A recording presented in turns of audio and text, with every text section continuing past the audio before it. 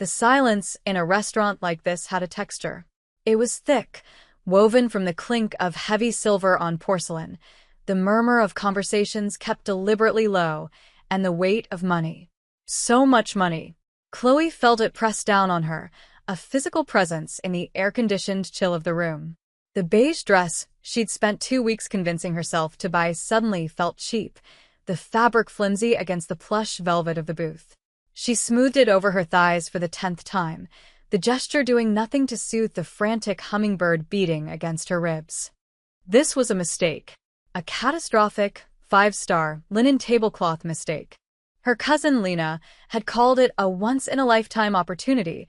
A friend of a friend needed a favor, a respectable date for a very important, very private businessman. Lena had sold it as an adventure. He's rich, Chloe. Like, ridiculously rich. And handsome, apparently. Just have dinner. Be your charming self. What's the worst that can happen?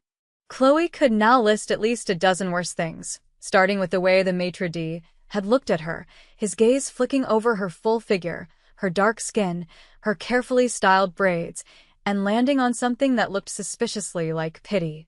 She was an anomaly here, a glitch in the carefully curated matrix of old money and quiet power. She was 20 years old, a library sciences student who spent her days in the hushed reverence of archives, surrounded by the scent of aging paper and leather. Her world was small and safe and ordered. This place was the opposite of all of those things. She was checking the time on her phone for the 5th time when a shadow fell over the table. He moved like the room owed him space, the other patrons parting for him without a conscious thought. He wasn't loud or ostentatious. He was simply absolute. He wore a charcoal suit that was so perfectly tailored it seemed less like clothing and more like a second skin, one that hinted at the disciplined strength beneath. Tom Ford, her mind supplied, a useless bit of trivia picked up from a magazine. He slid into the booth opposite her, his movements economical and silent. He didn't offer a greeting. He didn't smile. He just watched her, his eyes dark, unnervingly still. They were the eyes of a predator, not because they were cruel, but because they were constantly assessing, calculating, seeing everything she was trying to hide. "You're Chloe," he said. It wasn't a question. His voice was a low baritone, smooth and cold as the marble floor. "And you're my date," she managed, the words feeling foolish and small in the cavernous space between them. He ignored her attempt at levity. His gaze swept over her, from her face down to her hands resting on the table, and back up again. It wasn't a leer. It was an inventory. He was cataloging her, filing her away. She felt her skin prickle, a flush of heat creeping up her neck. She was used to being looked at, but not like this. Not like she was a problem to be solved. A waiter appeared, silent and efficient, placing a bottle of sparkling water on the table and filling their glasses. The man across from her didn't acknowledge him. His focus remained entirely on her.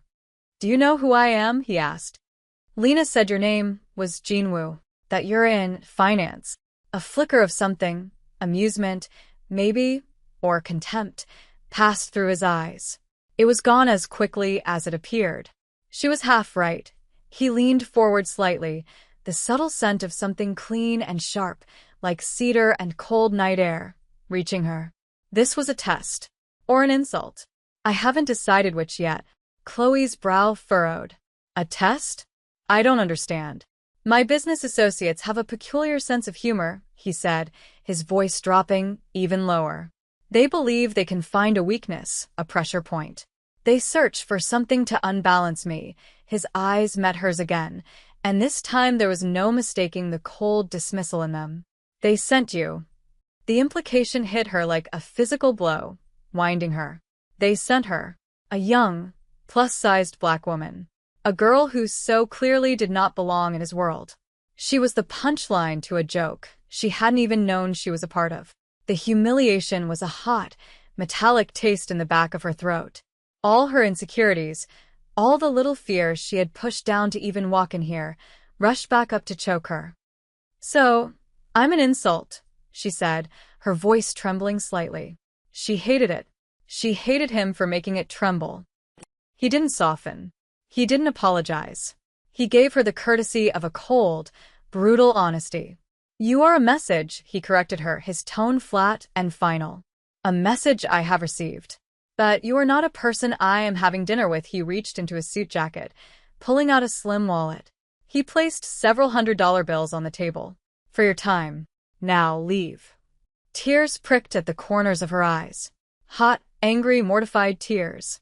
She blinked them back fiercely, refusing to give him the satisfaction of seeing her cry.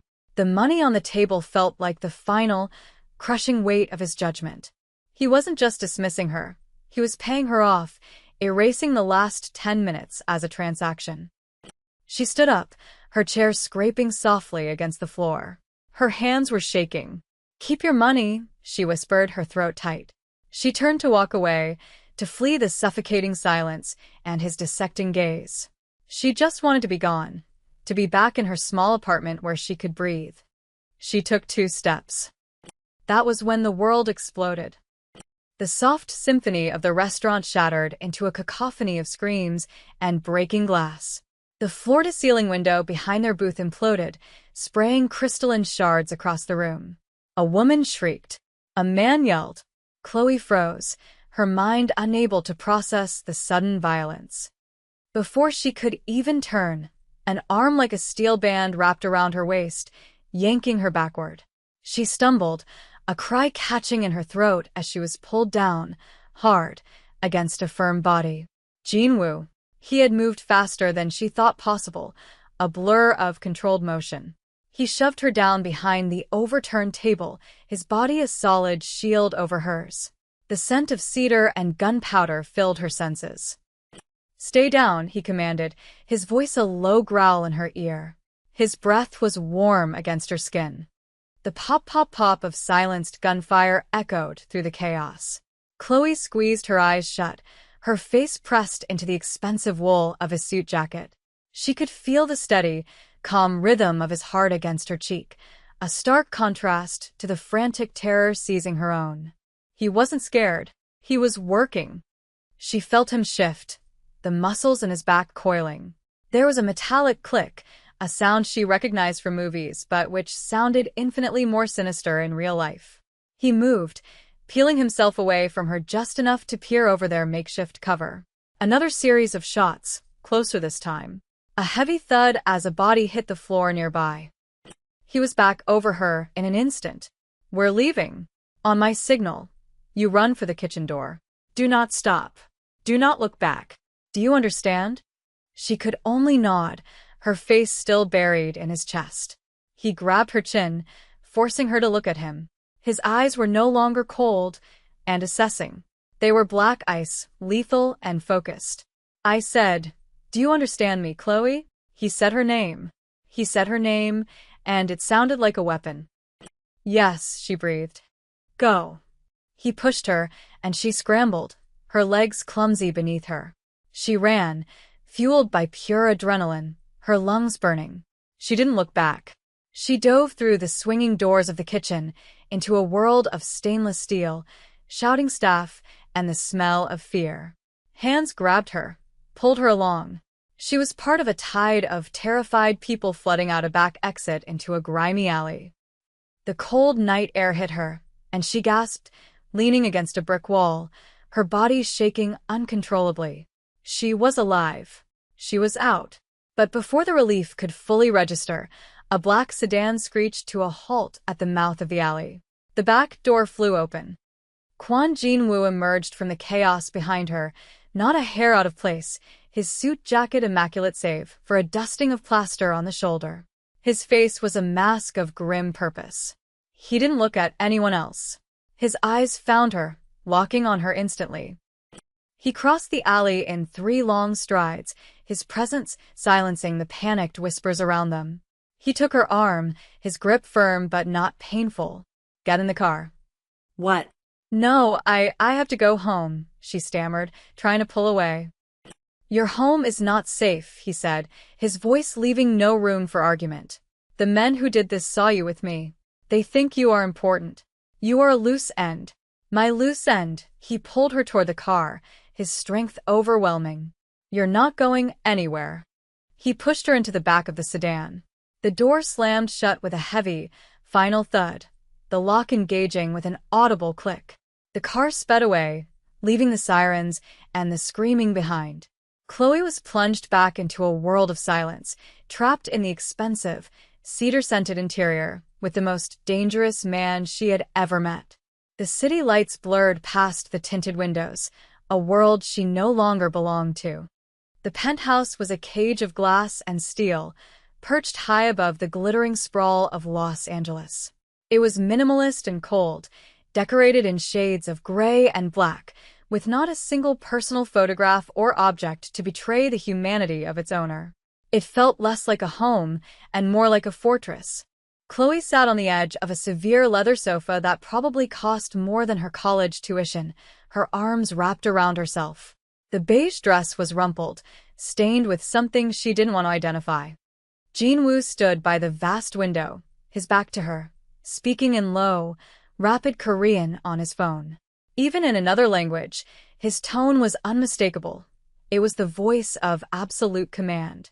A man in a dark suit, his face impassive, stood guard by the elevator. She was a prisoner. When he finally ended the call, he turned to face her. He had shed his jacket, and in the white button-down shirt, with his sleeves rolled to his forearms, he looked younger, but no less menacing. A long, thin scar ran along his left forearm, pale against his skin. "Who are you?" he asked, his voice quiet. "I told you. My name is Chloe. I'm a student." "Who arranged the date?" "My cousin Lena. She works for a catering company. She said one of her clients, a Mr. Park, needed a favor for an associate. That's all I know." His jaw tightened at the name. "Park," he repeated, the name a curse on his tongue. He walked over to the bar and poured 2 fingers of amber liquid into a heavy crystal glass. He didn't offer her any. "Park is not my associate. He is my rival. And he is a man who enjoys cruel jokes." He took a slow sip of the whiskey. "He set this up to publicly humiliate me, to show his people that I could be made a fool of. And he used you to do it." The words from the restaurant came back to her. "You are a message." He had been right. The shame was still there, but now it was laced with a cold spike of fear. She wasn't just an awkward blind date. She was a pawn in a war between powerful, violent men. So, the attack, that was him. "It was his opening move," Jin-woo said. "An attempt to see how I would react. To see if the message had landed. Now he knows you were with me when it happened. He will assume you are my confidant, my lover, my weakness." Chloe let out a shaky laugh that sounded more like a sob. "Weakness? He saw me for 10 minutes. You told me to leave. It doesn't matter what is true. It only matters what they believe." He finished his drink in one swallow, setting the glass down with a sharp click. "Until Park is dealt with, you are a target. Which means you will stay here." Days bled into one another. Chloe was confined to the penthouse, a ghost haunting its sterile, empty rooms. She ate meals brought by silent men in suits, read books from a sparsely populated shelf, and stared out at a city that felt 1,000,000 miles away. Jin-woo was a phantom, coming and going at odd hours. Sometimes she would wake in the middle of the night to the sound of his low voice in the living room and know that he was still awake, still fighting his unseen war. One evening, he came back later than usual. There was a dark stain spreading across the side of his white shirt, and he was moving stiffly. The man with him, his ever-present shadow, looked worried. "It's nothing," Jin-woo snapped in Korean, waving the other man off. He went to the bar, trying to pour himself a drink, but his hand was unsteady. The bottle clinked against the glass. Chloe found herself on her feet, moving toward him before she had made a conscious decision to. "You're hurt." "It is a scratch," he said, turning his back to her, a clear dismissal. But she saw him wince as he reached for the glass. "Let me see," she said, her voice soft but firm. It was the tone she used at the library to calm anxious students during finals week. He turned, his eyes flashing with irritation, ready to refuse. But he stopped. He looked at her, truly looked at her, for the first time since that night. He saw not a liability or a message, but just her.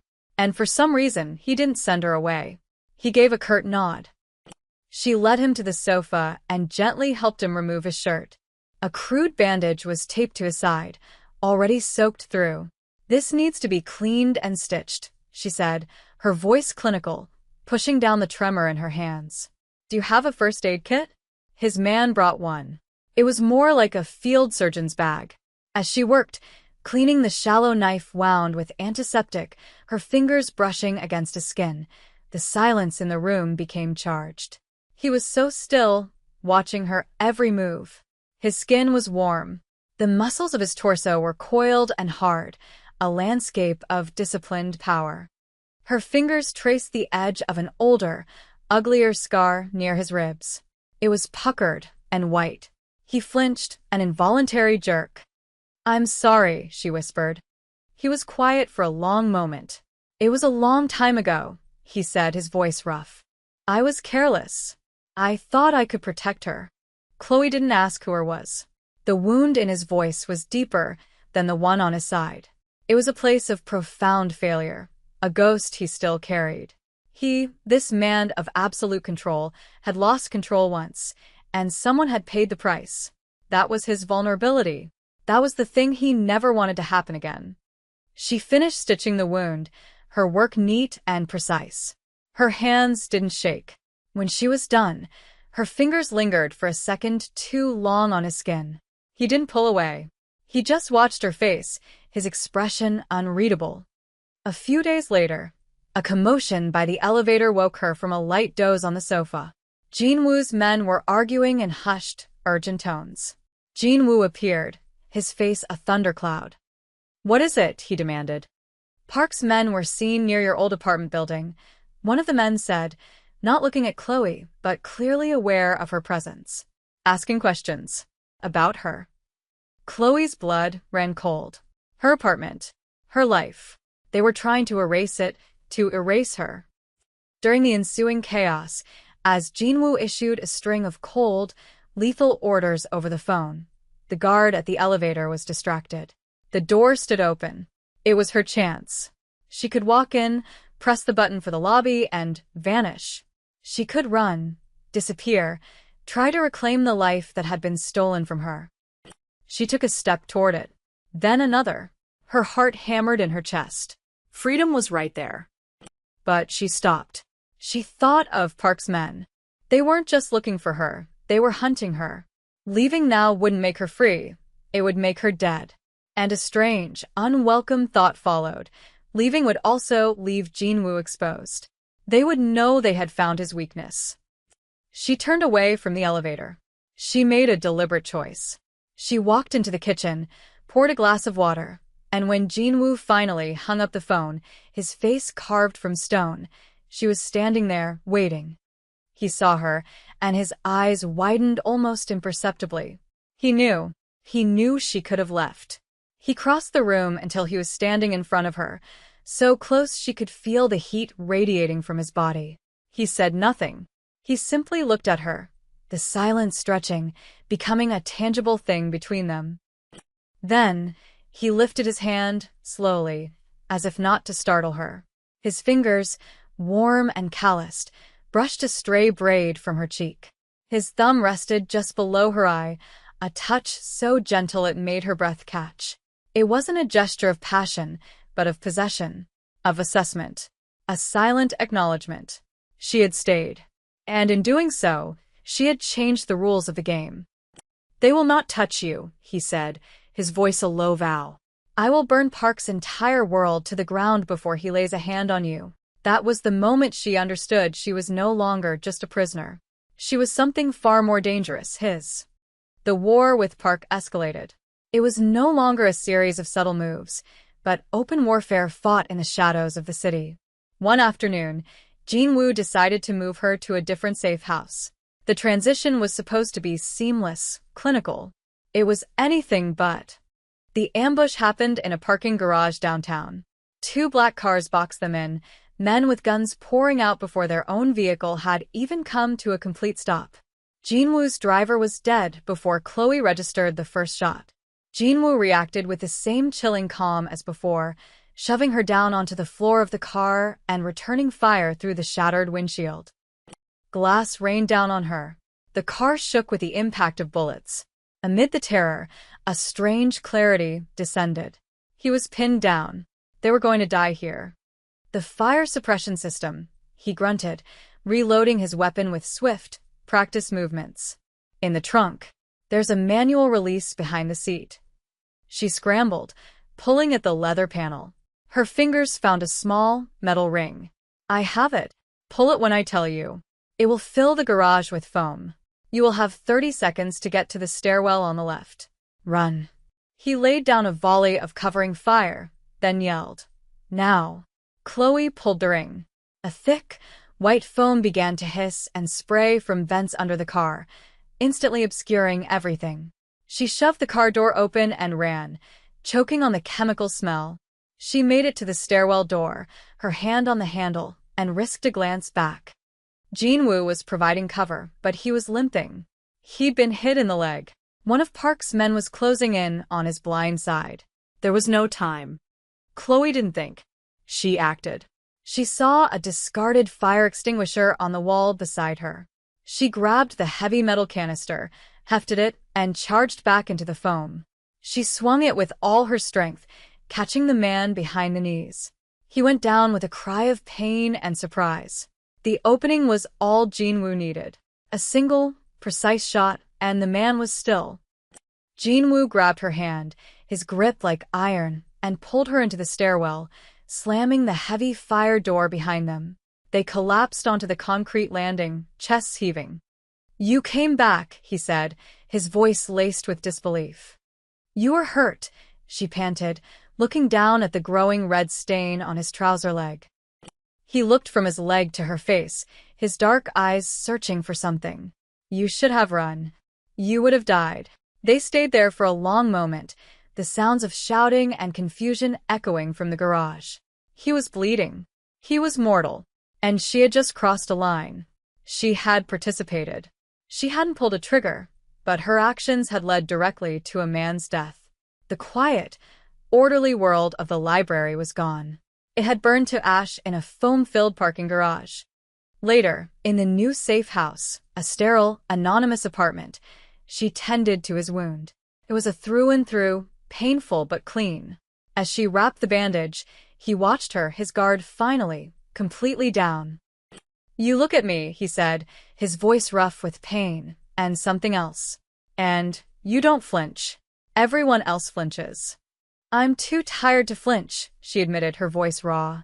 And too scared of what happens if I look away. He reached out, his hand covering hers where it rested on his knee. His touch was electric. Don't get tired, Chloe, he said. It wasn't a request. It was a command, a plea. Don't look away. It was not a declaration of love. It was something far more honest, more dangerous. It was a confession. An admission that in this world of violence and betrayal, her steady gaze had become his anchor. The final move came 2 days later. It wasn't an attack. It was a message. A package was delivered to the safe house. Inside was a single, leather-bound book from the rare archives collection at her library, a place only she had access to. Tucked inside was a photo of her cousin Lena, with a red circle drawn over her face. The message was clear. They knew who she was. They knew who she cared about. The war was no longer his. It was hers. The confrontation happened at a deserted shipyard. Park had Lena. He wanted to trade her for Chloe. Jinwoo had forbidden her from coming, but Chloe knew this was her fight now.